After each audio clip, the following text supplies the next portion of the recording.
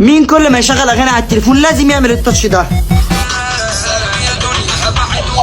طب مين امه لما بتتعصب بتحدفه باي حاجه في ايديها حتى لو سكينه؟ طب مين في الامتحانات زي دلوقتي كده امه تقول له ابقى تف على وشي لو فلح؟ طب مين لما امه كانت تبعته يشتري لها حاجه يقول لها خلاص مش لازم تكتبها انا حفظتهم ويوصل المحل وفي الاخر ينسى؟ طب مين لما كان يسال امه على لبس ضايع منه تقول له في الدولاب وان جيت جبته لك؟ طب مين امه بتعمل البيتزا زي الرصيف وتقول له تفرق ايه عن بره؟ هي بالظبط، ولما تاكل هي منها تقول له نفس بتاعت الشارع. طب مين المتخلف اللي لما ياكل بيتزا لازم يشيل القوطه والفلفل من على الوش وياكلها كده؟ ده غير اللي بيروح واكل المثلث كله ويسيب الخط اللي في الاخر ده ويرميه. طب مين يبقى بيكنس مع امه البيت ويمسح ويغسل المواعين وينظف ويشتري لها كل حاجه ويلاقيها مره واحده بتقول ما انا لو حد بيساعدني ما كانش بقى ده حال، ما انا الخدامه اللي ابوكوا جايبها لكم. طب مين لما امه تنده عليه ويتاخر عليها ثانيتين عقبال ما يجي تروح قايله له ربنا ما يحوجني ليكوا، ربنا ما يحوجني ليكو ياللي كنت صارف عليكو. طب مين لما امه بتلاقي مشبك واقع في الشارع ممكن تصحيه من النوم وترميه بالسرير عشان ينزل يجيبه؟ طب مين لما امه ترن عليه وتلاقي تليفونه مقفول بيبقى يا اما اتخطف يا اما اتسرق؟ طب مين الهبل اللي كان بيحوش اي حاجه قديمه عنده واي حاجه بايظه ويجمع شنطه قد كده